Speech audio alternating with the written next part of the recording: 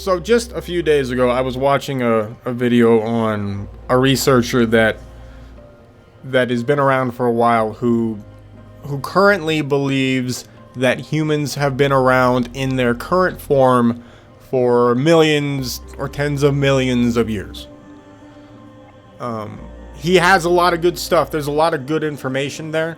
But as I was watching it, one of the things that absolutely irritates the crap out of me is when we have somebody in the alternative research groups who's trying to do a good job, and they're intelligent and they have talent, and they're diving in, and they've picked a topic, a focus, and they're more than happy to throw away all mainstream research with respect to their main topic.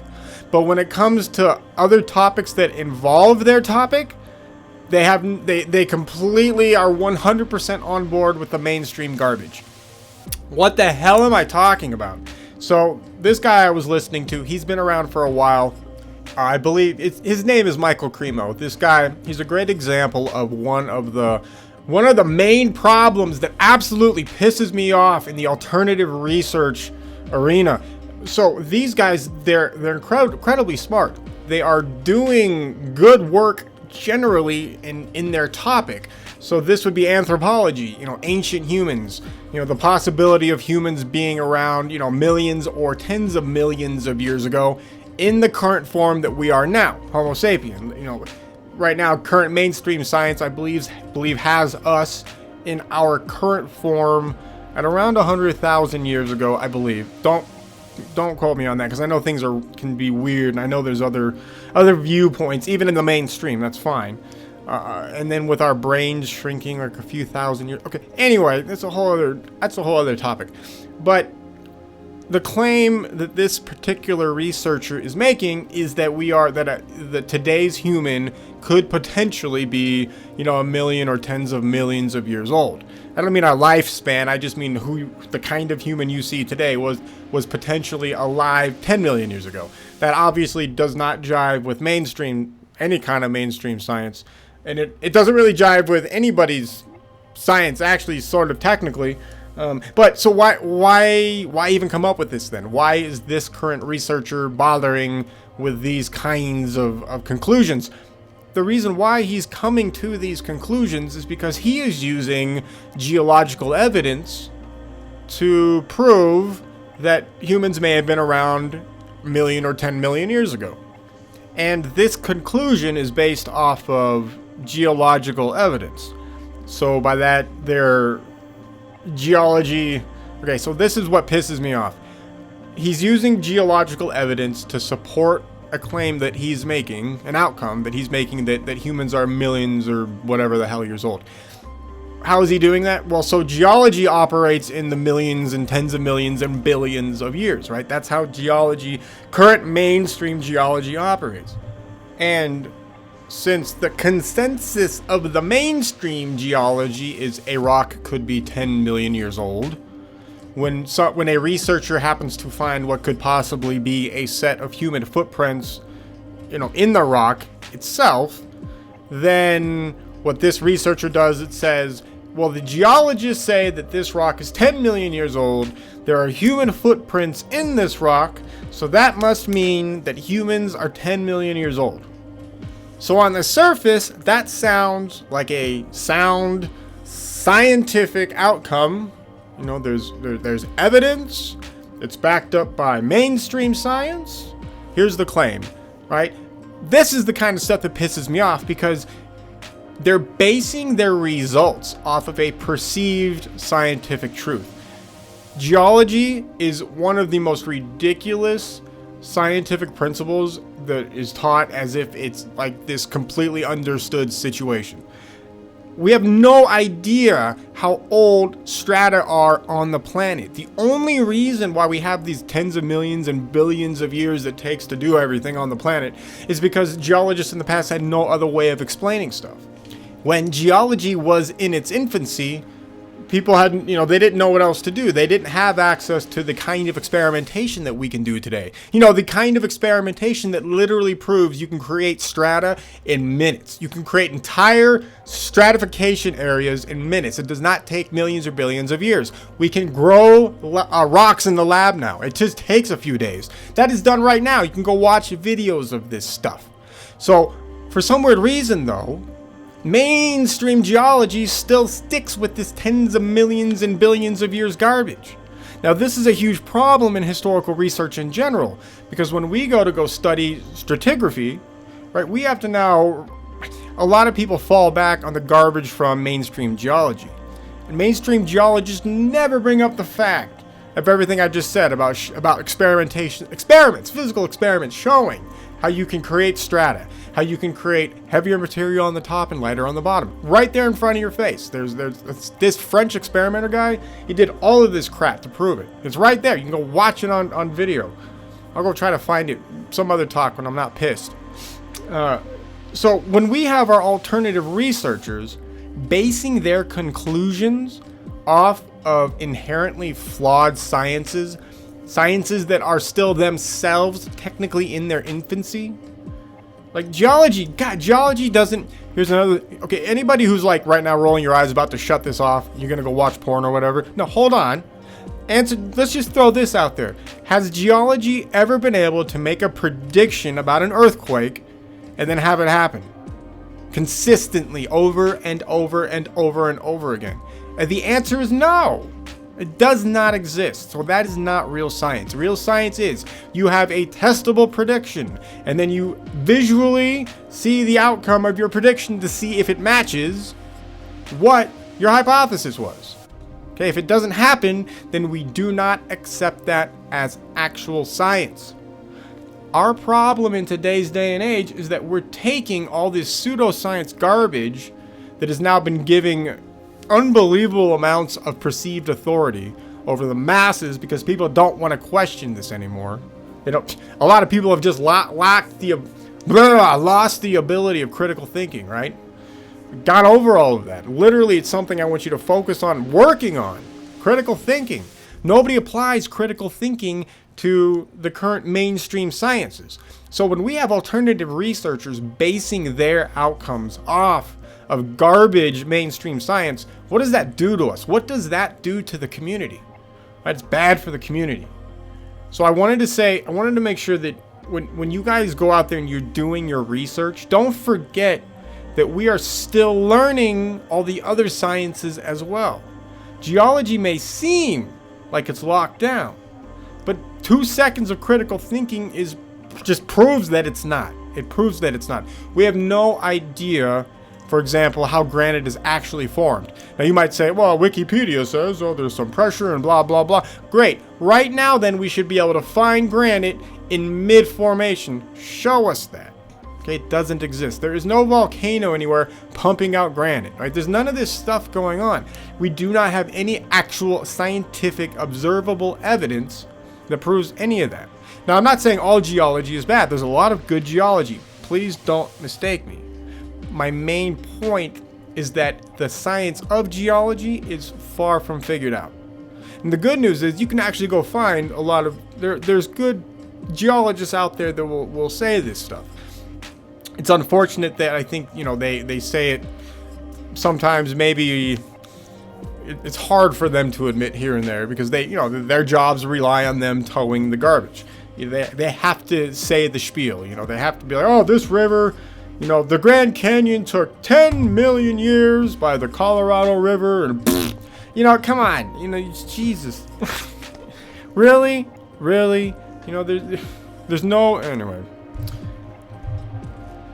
What we need to make sure that we're doing as researchers is that when we are out there studying in the field, reading over other people's evidence, etc., we have to make sure that we are constantly applying critical thinking terms and processes to everything about what we're doing. Everything.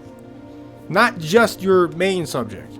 If you're studying the pyramids, so yeah, critically think about the pyramids. But did you ever stop and think for 2 seconds what the pyramids are built on? How the hell does it's got a nice foundation. It's holding up one hell of a building, right? Critical thinking will force you to think in other ways, which is great. But when you start running into answers that seem to be real, you have to make sure that you're also critically thinking about that information that you're running into. So I'm complaining about geology right now, and anthropology in general just pisses me off. So I guess, alright, let's make this a talk about geology. Let's do that. Let's go over, let me dig around, let me bring up good stuff here to prove to you guys that it's important to question even the sciences that you believe may be locked down. They're not, I promise. Cosmology is another horrible one. They're all horrible. Man, every time you critically think about any of our current mainstream sciences, they're also terrible.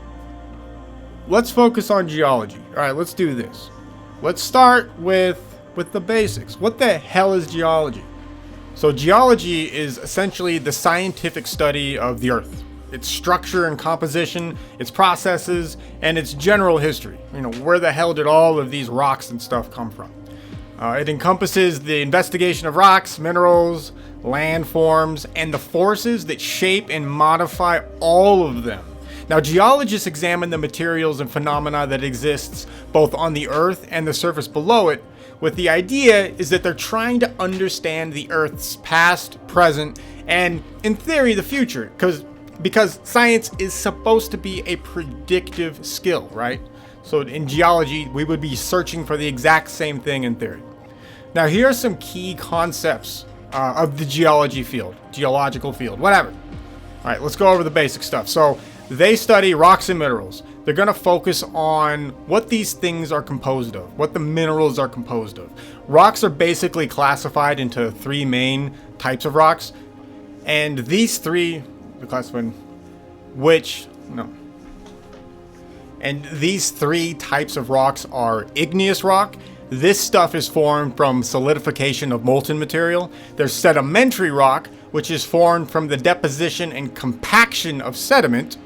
And then there's metamorphic rock, which is formed from the alteration of existing rocks due to high temperatures and pressure. Now, the next thing that is involved in geology is plate tectonics. Now, this is another talk. I'm not going to get into plate tectonics and all the problems with plate tectonics, because there are a lot of problems with this theory. So for all of you guys out there who are really into, buying into the garbage of, oh yeah, the Earth is floating on molten, it's a molten layer and there's plates smashing into each other, and there's a lot of problems with that. Geologists also think they have the Earth's structure mainly mapped out, essentially. That would be their current belief system, is that the crust is the outermost layer, followed by the mantle, and then the core. The crust is then divided into the continental crust and the oceanic crust. So that's their current mapping of the planet.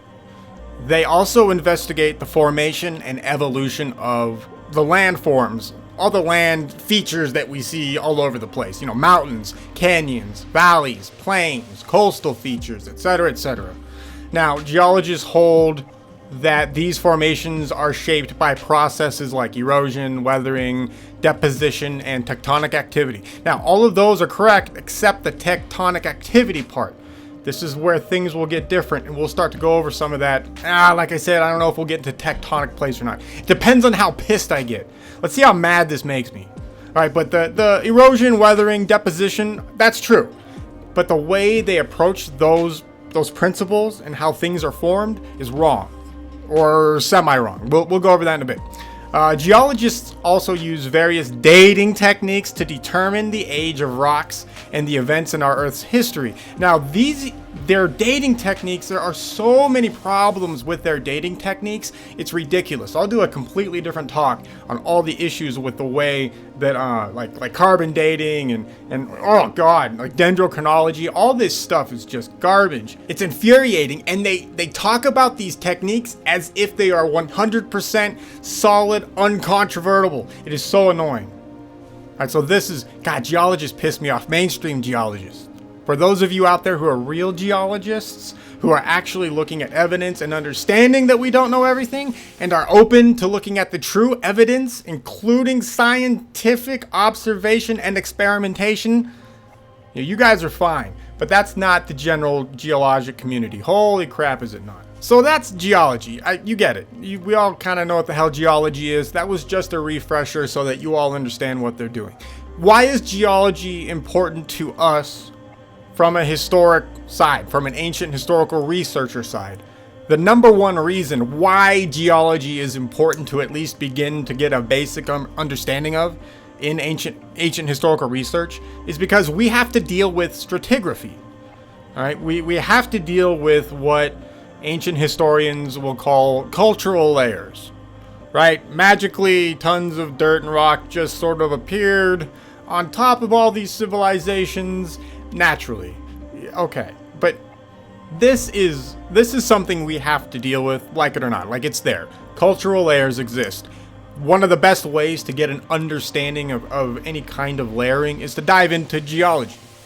This can help you get a general picture of how they think some things are formed, and then which hopefully will lead you, if you remain objective and use your critical thinking skills, it will lead you into real geology. Now, the real geology is where we want to head into. All right, so on the topic of stratification, stratigraphy, for those of you who don't know what stratigraphy is, Stratigraphy is a subfield of geology.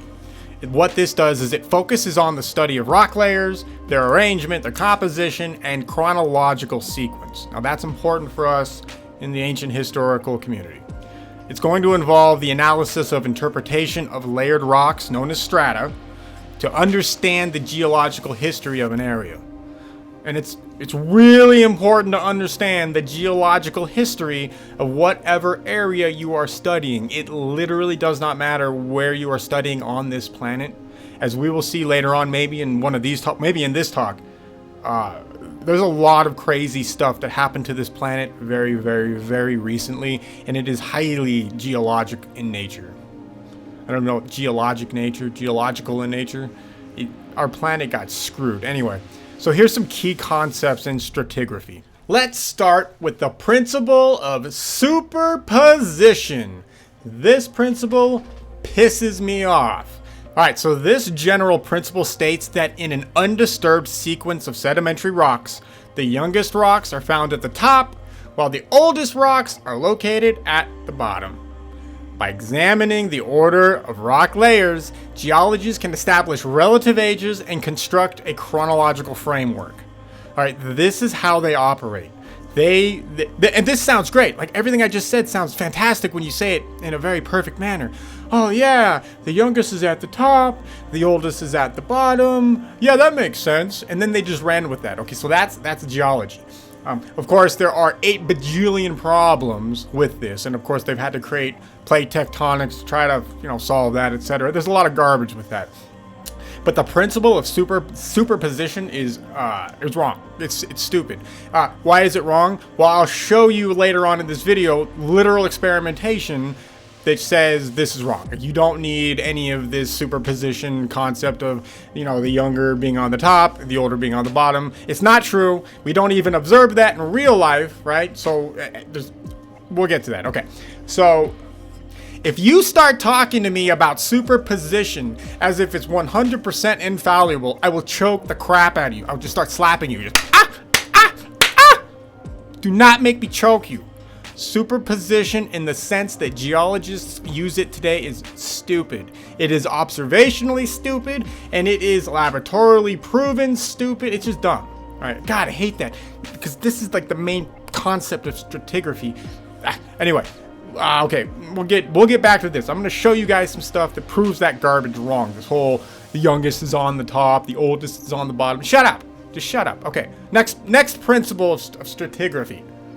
Geologists then employ stratigraphic units in stratigraphy. So what they do is they divide rock sequences into various stratigraphic units based on distinct characteristics. So the basic unit is the bed, which represents a single layer of rock Beds are then grouped into formations, which are lithologically distinct rock units that can be traced across large areas. Now, there's nothing sort of wrong with that, I guess. The way they use it is wrong. Let's put it like that. The way it's employed is incorrect. The idea is okay. Which then brings us to lithostratigraphy. So this branch of stratigraphy focuses on the physical and lithological characteristics of rock units. Now that's okay. It involves us describing and classifying the rocks based on stuff like their composition, their texture, color, and other observable features, other things that we can see. That's good stuff. If we can see it, then we can use it. That is observational evidence. That is some of the best kind of evidence that we will ever find in science. Okay, good stuff. So basically, lithostratigraphy is going to be useful for correlating rock units across different locations. We can classify them, and then we can use that classification to compare. Okay. The next thing that we use, and this is the stuff where things really piss me off. Everything pisses me off in this. God, I hate this. I hate geologists. I hate mainstream geologists. Okay, hate's a strong word. It's not that I want to see mainstream geologists, slaughtered en masse across the planet in a ruthless, mass killing of stupid people. Okay. All right, look. Okay, the next thing we're going to go over is biostratigraphy. Biostratigraphy basically uses fossils found within rock layers to establish relative ages and correlations. These fossils are used as markers to identify specific time periods or geological zones. They do this by comparing the fossil content of different rock units so they can determine the relative ages of the strata and their relationship to the fossil record. Now, what is the problem here? The problem is the fossil record is also screwed up. So if both geology is screwed up and the fossil record is screwed up, that means you have two screwed up systems feeding back into each other, creating garbage dates. Do you see why there needs to be a mass? Okay. I'm gonna get kicked off of YouTube for that. Okay. The next thing, all right. So biostratigraphy. There's a huge. All right. We're gonna have to go over the problems with biostratigraphy. We'll see about that in this talk. I don't know. I'm too mad. Just talking about the basics of geology pisses me off. Or stratigraphy. It just angers me. Oh, I'm angered after every single point. Oh, okay. The next, calm down. The next part of stratigraphy is going to be chronostratigraphy. Now, this part of stratigraphy deals with the absolute dating of rocks and establishing the time scale for Earth's history, which of course is all messed up. It involves us using radiometric dating methods, which are garbage, such as measuring the decay of radioactive isotopes, and then that allows us to apparently, magically, to determine the ages of rocks and correlate them globally. There's so many problems. There are so many problems with chronostratigraphy, it's ridiculous. The fact that it exists at all actually nowadays is pretty much proves that mainstream geology is a garbage field. Yeah. Scientifically, we can basically prove any mainstream geologist is essentially a charlatan. Oh, okay. The last part that we deal with when we deal with stratigraphy is going to be sequence stratigraphy. Now, sequence stratigraphy examines the vertical and lateral relationships between sedimentary rock layers to understand the depositional environments and the changes in sea level over time. So that sounds fantastic. When I say it, yeah, you're gonna have sedimentary rock build up on each other. That'll give us a time. All right, this also involves identifying and interpreting sequences of sedimentary strata bounded by unconformities, which represent periods of non-deposition or erosion. Now, this is kind of funny. Sequence stratigraphy, the fact that we're even willing to categorize that as a category. Yeah, I'm going to say that word twice. The fact that that's a category and nobody understands, immediately sees the issue with sequence stratigraphy and its problems. Erosion possibly happening in the middle of rock formation happening, with other stuff then appearing on top of it, and then having dating it's just unbelievably ridiculous. Okay, this whole thing pisses me off. But as ancient historical researchers, we have to deal with this stuff. And as we start to get into stratigraphy, or as we start to learn, well, we have to dig down physically, and mentally, researchally. We have to dig deep. We have to dig deep physically, and we also have to dig deep not only just intellectually. You like that? You like how that's all confusing? We gotta dig, right? We know we have to dig. How many times do we have to say, oh, we found this building under 100 feet of sediment? And they'll say that with a straight face like that's normal. This building is only 1,000 years old, but there's 80 feet of sediment on top of it. The fact that everybody doesn't laugh those people off the stage when they make announcements like that proves how dumb your average person is, okay? Really, 80 feet on top of some Roman ruins. 80 feet! Really? Wow, where did that come from, right? Where the hell did 80 feet worth of strata come from on top of a building that's only like 1,000 years old, according to you? Even if it's only like 2,000, it's hilarious. There are literally hundreds of feet of deposition on top of relatively new buildings. But apparently it takes thousands of millions of years to build. Anyway, it's all dumb. Okay. We've now outlined the basics of geology, and then of course the stratigraphical part, which is important to us to know when we are doing our research. So don't forget, stratigraphy is important. You do want to look into geology, because while I've been taking a giant crap on basic mainstream geology, there is still good research out there that is just kind of buried. That's kind of one of the things that we have to remember all the time. Don't just, and I've said this in other stuff, don't forget, a lot of us hate mainstream geology. Yeah, we do. Okay. Or mainstream science. Any mainstream scientific school that exists is basically overall garbage. But that's only the publicized stuff. Now, that does not mean that there are not good mainstream researchers doing good work who you're just not hearing about. You literally have to go find that stuff. So it's important to not just discard the mainstream geological area, because you may then miss out on people who are actually doing good work in the field. So put that bias aside. If you're one of the people who are like me, who just get enraged by, God, mainstream garbage, just calm down, like I'm doing right now. Breathe. Just settle down and go dig around. Settle down and dig around. I like that. That's what you have to do, because there is really good stuff out there. And then, of course, when you find this stuff, you're gonna wonder why the hell mainstream geologists aren't giving this person like a Nobel Prize every 2 seconds.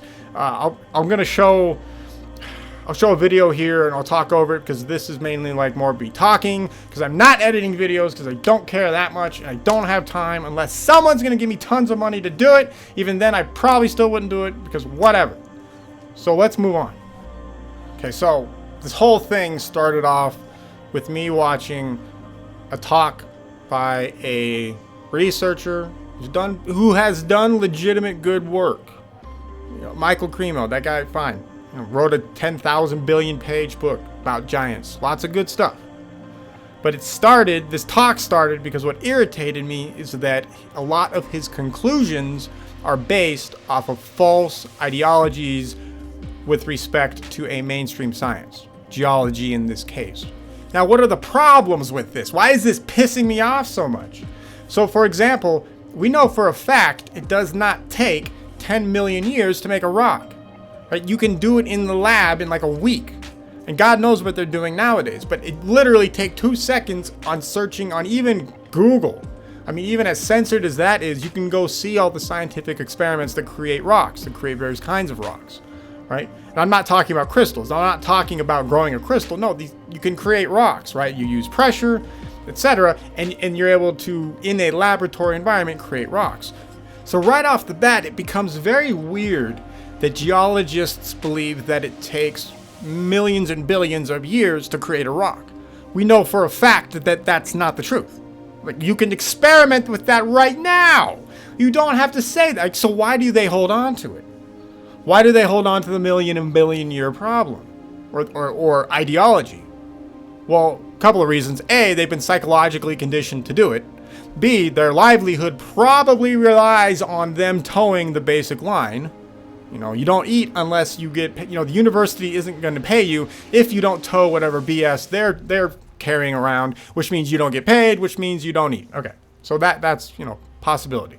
Also, you're just gone mentally. You have been psychologically conditioned to no longer listen to anybody else. You can't possibly look at any evidence that contradicts what your beliefs are, because you've been trained not to look at that. You can't do that, even though you're supposed to. Even though the very second that other evidence starts to pop up that proves you wrong, you're supposed to change. These people don't.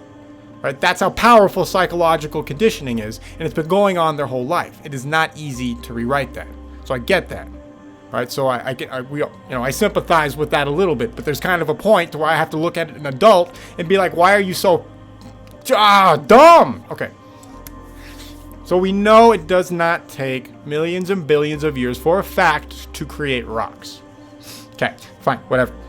Basic geology stuff, I'm not going to go further than that. But with respect to our historical research, we're going to go back to stratigraphy, because stratigraphy is where we are really focused in on. Actually, hold on. The rock thing is important too, because one of the things that has happened is that we have found relatively new artifacts, you know, something that would be dated like 1,000 years ago, encased in rock that is apparently 10 million years old. All right, so if you're using mainstream geology to date an artifact that is found inside of a rock, and these artifacts exist. This is not me making something up. It's very well known that we have found very interesting artifacts literally encased in rock that should be like, you know, 1 billion years old or something.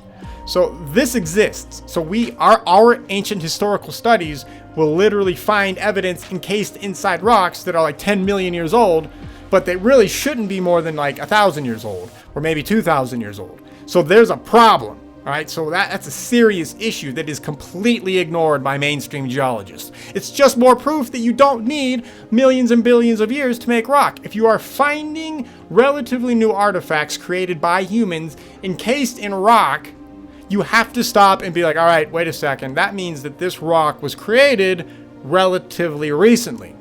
Now, for those of you who don't know where I'm going with this, I highly recommend you start getting into Electric Universe and Velikovsky.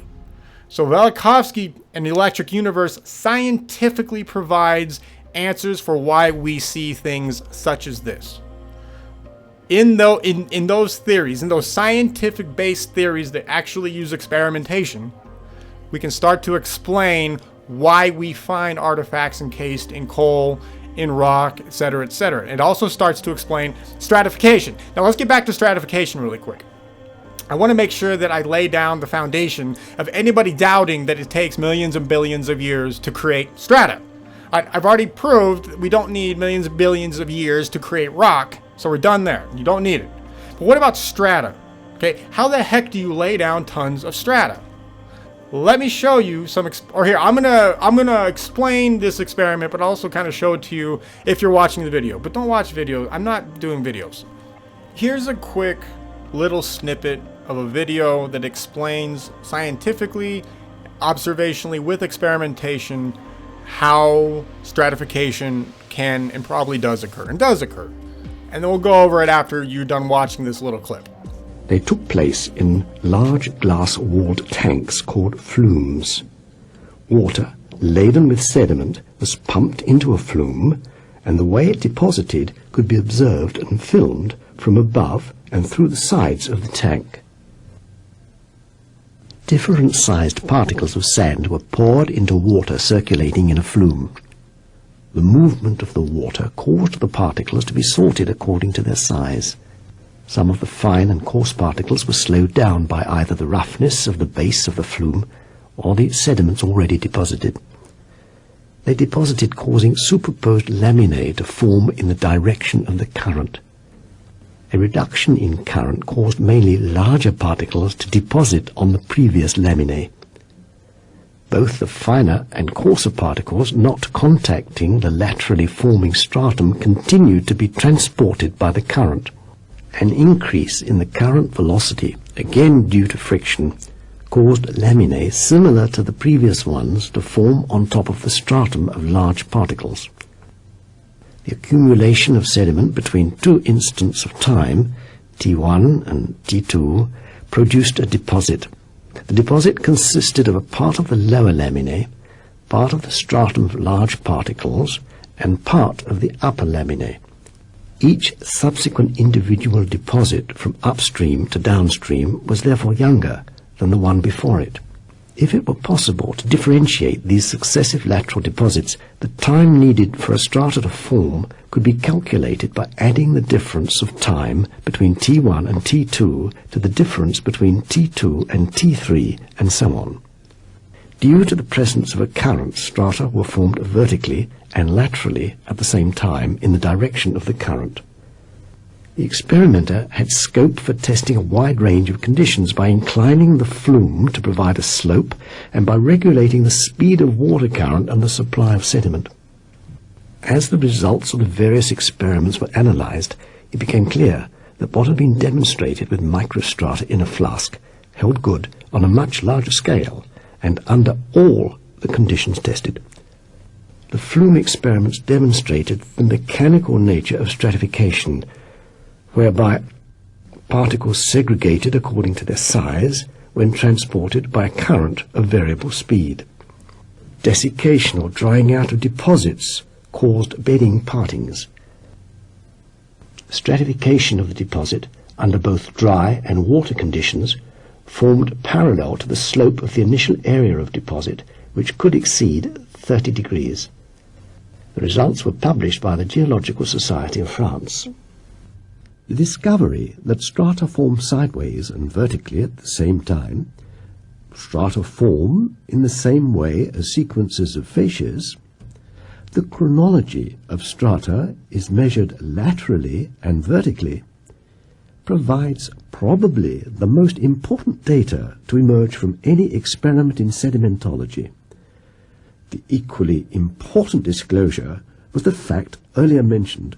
When the basic principles of geology had been devised, they amazingly had not taken hydraulic conditions into account. Of course, one strata will superpose upon another when sedimentary particles suspended in still water eventually deposit. As soon as the water is disturbed, superposition ceases because the particles are transported in the direction of the current and sorted according to their size. The first major question was to what extent, if any, could these laboratory results confirm the principles of stratigraphy. Continued experiments revealed corroborating evidence that what was taking place was the normal results of sedimentary mechanics. This basic fact had not emerged because of the conviction that sedimentary deposits were time-dependent. The principle of superposition, believed to account for all stages of the geological column, supported the concept of very slow deposition over long periods of time. Experiments on sediment transported by water with varying currents challenged this concept and showed the limited application of the superposition principle. The speed of the water current started at 1 meter per second and gave rise to a deposit of microstrata or laminae prograding downstream. The flow of the current was then reduced to 0.5 meter per second. This provoked the deposit of large particles of sediment.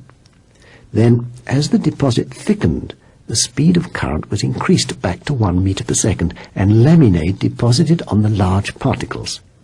So the deposit was composed from top to bottom of beds or strata of small particles, large particles, and small particles.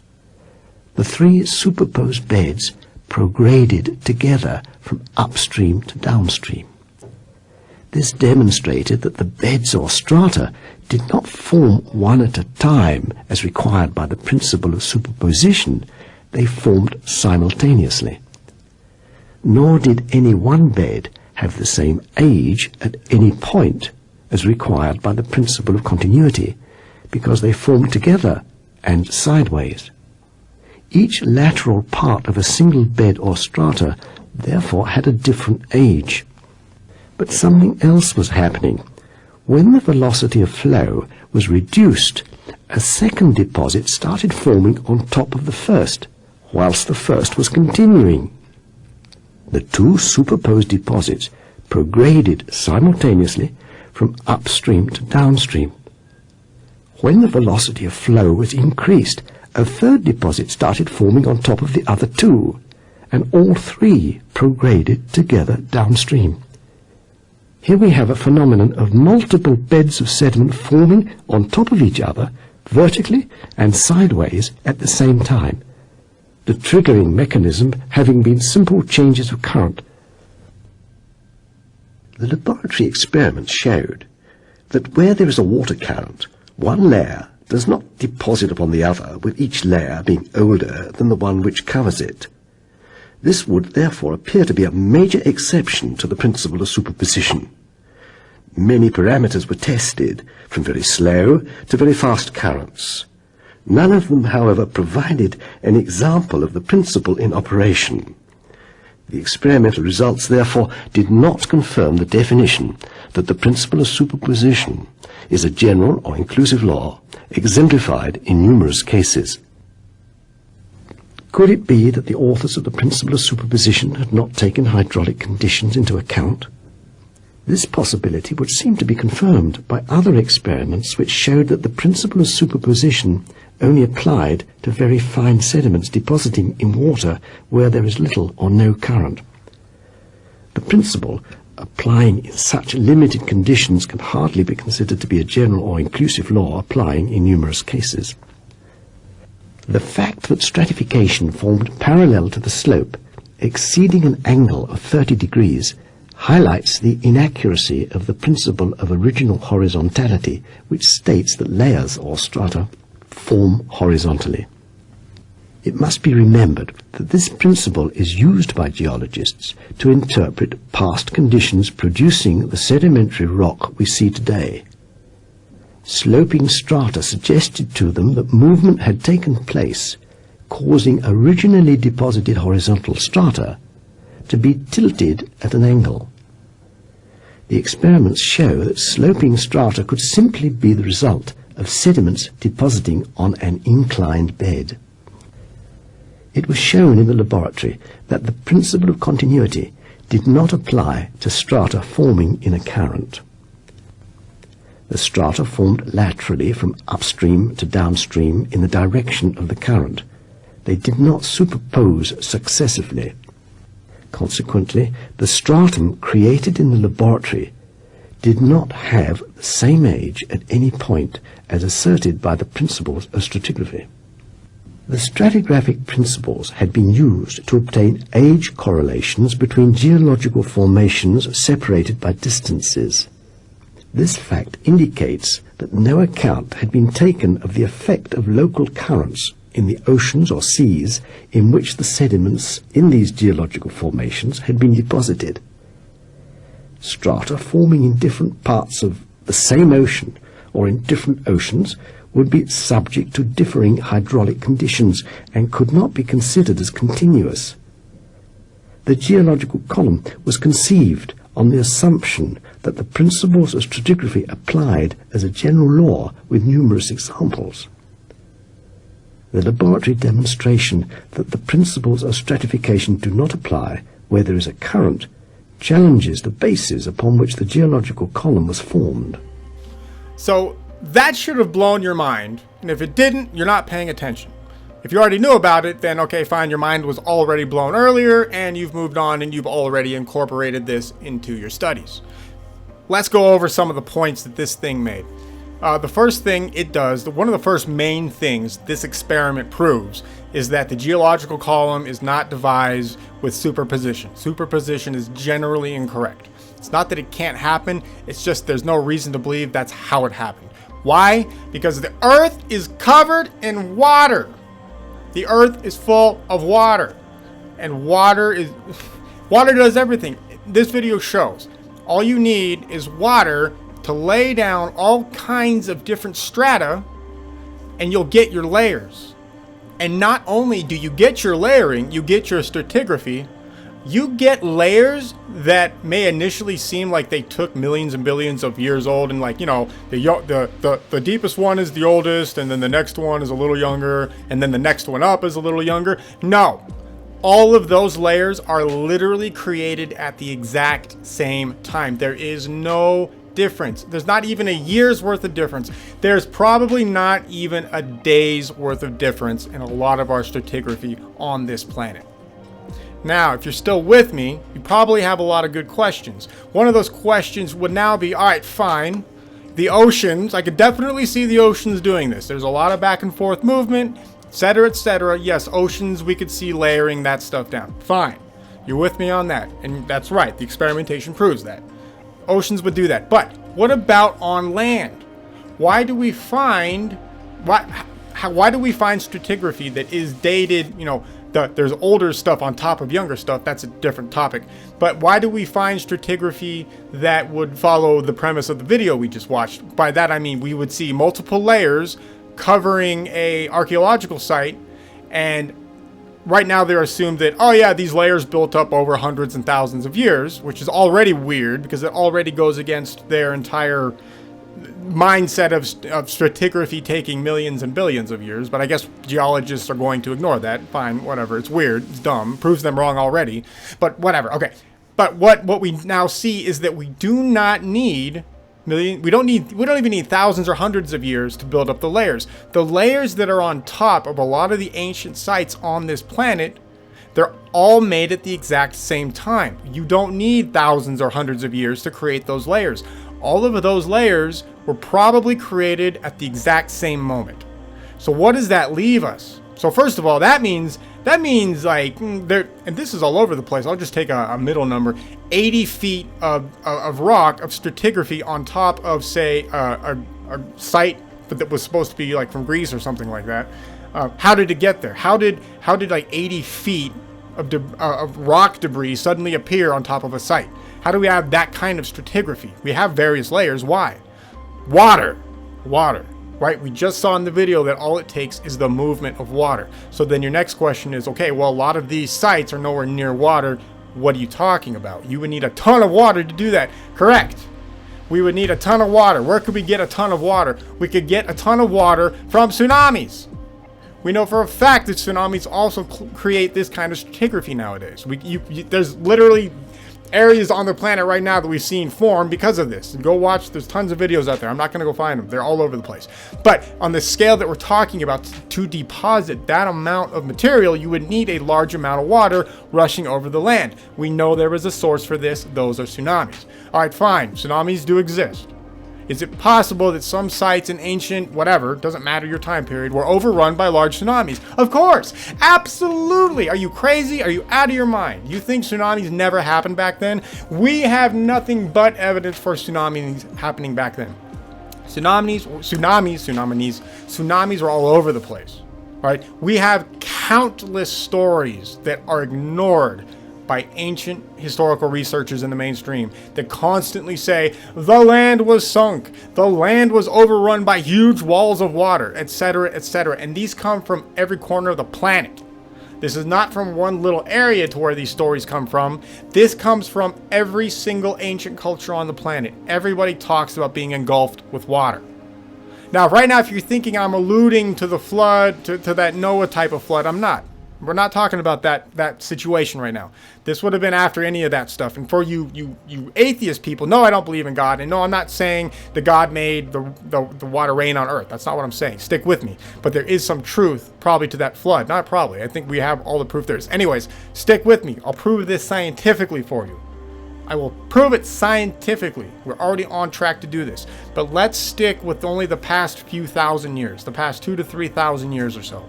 We know for a fact that there were at least 2 major cataclysmic events that happened on this planet that were capable of creating tsunamis on a continental scale. We know this for a fact, and we know where this came from. The Electric Universe and Velikovsky have this mapped out already generally. We can give a general sense. What are these events? We have, you know what, we're not going to get into that because I don't want to lose some of you yet. And this video is getting way too long. All right, we're going to close this up. So to recap this video was about me being pissed off about mainstream geology. It's great to vent about my pure hatred for it. It's not hatred. I don't hate. There's no hate. my frustration with it. I'm just frustrated with the current state of mainstream geology. Okay, that's it. The next main point, the main reason, the real reason this video exists, is that I want you to take away from this that mainstream science is not as solid as it initially seems. It's very important to realize that. I've discussed some of the principles here, specifically regarding stratigraphy, because stratigraphy is more of, is really for us ancient history researchers, and that's what this is dedicated more towards. But as we see, we have to learn how that stuff is created, and we cannot just rely on mainstream geologists feeding us their garbage. We have to question their garbage. Remember, it's important to utilize your critical thinking skills against everything, not just your main focus. All right, not just your historical topic. You also have to utilize your critical thinking skills, ask questions about the methods that you're employing, about the things you are using to supply evidence for whatever your outcome is. In this case, geology. We have to ask ourselves, does geology have everything figured out? No. No, it does not. And we've also learned that there are a lot of other people out there proving that they don't, and that there's a whole other kind of geology out there being done utilizing real science, experimentation, etc. They're not using garbage. They're not using garbage principles. They're admitting when they're wrong, and they're going against the current paradigm. And that's important. Question the paradigm. Change the paradigm. That's the point of science. That's the point of research. That's what we're here to do. Find that truth. Now, I didn't discuss the dating problems that exist within geology, like how do they date rocks and stuff. I'll leave that for a different talk, because there's a lot of problems with dating in general, and it's not just geology, but a lot of the same principles that are used to date geological formations are correlated to other sciences, which becomes a ridiculous feedback loop of garbage, and then it spits out trash dates. So we'll talk about the time, how people get timelines later in a different talk. All right, so don't forget, use your critical thinking skills, ask questions, and stay positive. Remember, be good to everyone around you. And don't forget, stay humble. All right, critical thinking, stay humble, be good to each other. This video sucks.